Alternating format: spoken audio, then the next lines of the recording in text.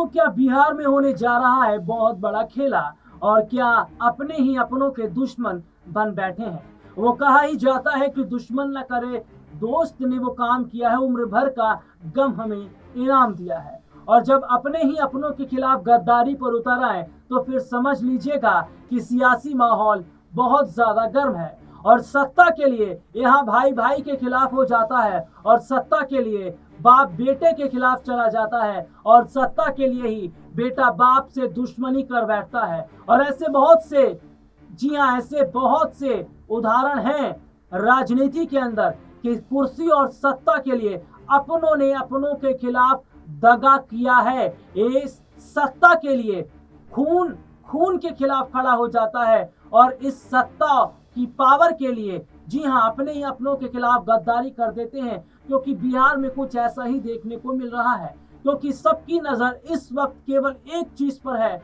और वो है सीएम कुर्सी। कि कैसे बिहार में होने वाले विधानसभा चुनाव से पहले उस सीएम कुर्सी तक पहुंचा जाए, और कैसे उस सीएम कुर्सी को हथियाया जाए। और इस सीएम कुर्सी की तलाश में पक्ष और विपक्ष भी लगा है।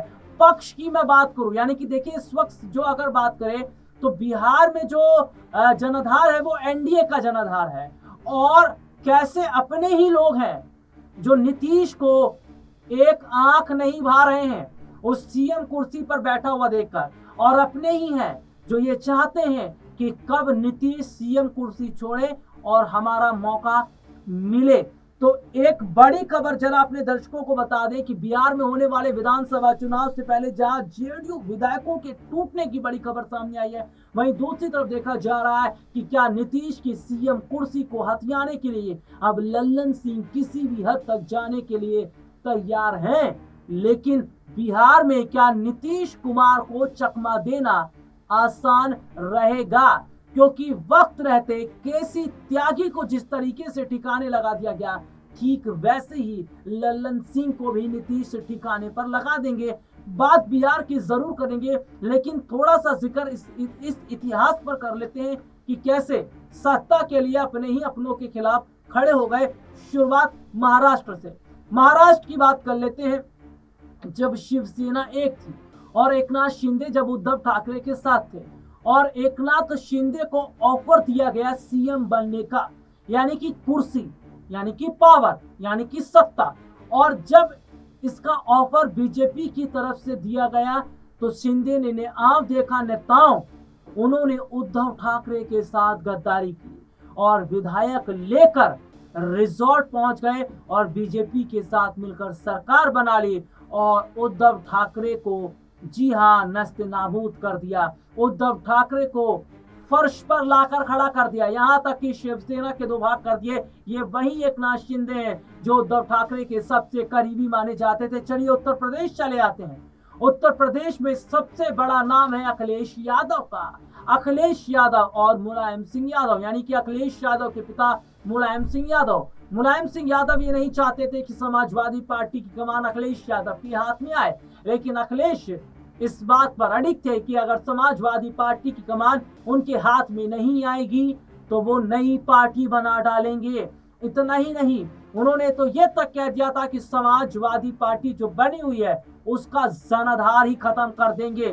तो ऐसे में सत्ता के लिए अखिलेश अपने पिता मुलायम के खिलाफ जाकर खड़े हो गए। इतना ही नहीं, सत्ता के लिए ही बीजेपी ने अपने कई करीबियों को ठिकाना भी लगाया है, यानी कि उन्हें साइडलाइन कर दिया, जिन्होंने पार्टी को बनाने में और पार्टी को मजबूत करने में अपनी भूमिका निभाई थी। और अब बात बिहार की कर लेते हैं कि बिहार में आखिरकार कौन कौन है नीतीश कुमार के दुश्मन।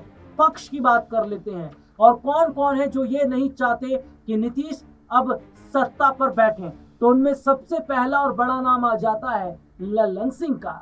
लल्लन सिंह जो कि जेडीयू के एक दिग्गज माने जाते हैं, जेडीयू में बड़ा प्रभाव है लल्लन सिंह का, केंद्रीय मंत्री भी है लल्लन सिंह और नीतीश के करीबी भी है। लेकिन समझिएगा कि जहां एक और देखा जाता है कि बिहार में कई घटनाओं के घटने के बाद में लल्लन सिंह नीतीश को बचाते नजर नहीं आते, बल्कि वो ये कहते हैं कि नीतीश पर और सवाल खड़े कर दिए जाने चाहिए, यानी कि इशारों इशारों में तो वहीं दूसरी तरफ देखा जाता है कि गृह मंत्री अमित शाह ने बाबा साहब भीमराव अंबेडकर को जो अपमान सदन में किया, उनका बचाव लल्लन सिंह करते नजर आते हैं। तो जहां अपने ही अपनों के खिलाफ है, यानी कि लल्लन सिंह नीतीश के खिलाफ है, तो वहीं बीजेपी लल्लन सिंह के जरिए क्या कर रही है?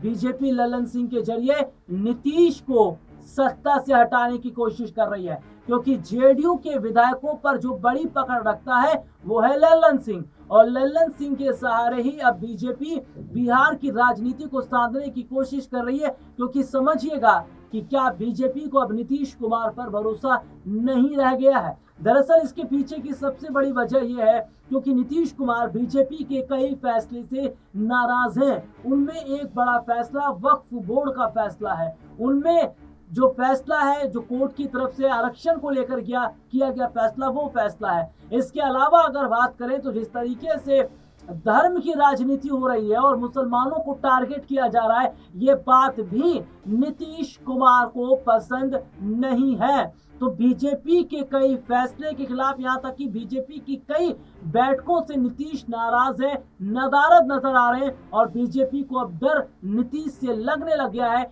कि अगर नीतीश ने साथ छोड़ दिया तो केंद्र की सत्ता हिल जाएगी। और ऐसे में ये देखा जा रहा है कि सीधे सीधे तौर पर नीतीश को हटाकर लल्लन सिंह, यानी कि अपने भरोसेमंद को वहां पर बैठाने की कोशिश करे। हालांकि बीजेपी में भी कई ऐसे चेहरे हैं जो सीएम बनने की रेस में हैं, जिनमें सबसे बड़ा नाम गिरिराज सिंह का भी आ जाता है। सम्राट चौधरी को लेकर भी खबरें यहाँ पर चल रही हैं। तो ये देखा जा रहा है कि बिहार में सियासी हालात किस तरीके के हैं। और दूसरी तरफ देखा जा रहा है कि नीतीश कुमार से बीजेपी बिल्कुल भी खुश नहीं है, और नीतीश भी बीजेपी से खुश नहीं है। तो वहीं दूसरी तरफ बिहार के विधानसभा चुनाव से पहले जो एनडीए गठबंधन है वो रेत की तरह फिसल रहा है, क्योंकि एनडीए के जो सहयोगी दल है वो एनडीए का साथ छोड़ने की धमकी दे रहे हैं, जिनमें जीतन राम मांझी हैं, जिनमें चिराग पासवान है, और पशुपति पारस ने वैसे ही एनडीए से दूरी बना ली है। तो वैसे में देखा जा रहा है कि बिहार में होने वाले विधानसभा चुनाव से पहले जो जनाधार है एनडीए का वो कमजोर हो रहा है और विपक्ष मजबूत हो रहा है। और इसमें अगर कहा जाए तो कोई संशय नहीं कि ये भी हो सकता है कि नीतीश भी वक्त देखकर पलटी मार लें, यानी कि नीतीश भी वक्त देखकर पासा पलट लें। और अगर ऐसा हुआ, हालांकि खबर अपने दर्शकों को ये भी बता दे जाते जाते कि नीतीश नायडू को अपने साथ मिलाने की भी कोशिश कर रहे हैं, यानी कि नीतीश ने साफ तौर पर कह दिया कि अगर हम डूबेंगे तो सनम तुम्हें साथ लेकर डूबेंगे। और ऐसे में देखा जा रहा है कि अगर खेल बीजेपी ने नीतीश के साथ किया तो इसका सबसे बड़ा जो नुकसान है वो केंद्र की सरकार को उठाना पड़ेगा, क्योंकि केंद्र में जो मौजूदा समय की अगर बात करें तो जो समर्थन है वो चंद बाबू नायडू और नीतीश कुमार का है। तो ऐसे में अगर नायडू और नीतीश दोनों अगर अलग हो जाते हैं तो केंद्र की जो सत्ता है वो धराशायी होती नजर आएगी। फिलहाल इस प्रोग्राम में इतना ही। आपसे फिर दोबारा मुलाकात होगी, तब तक के लिए इजाजत दीजिए। नमस्कार।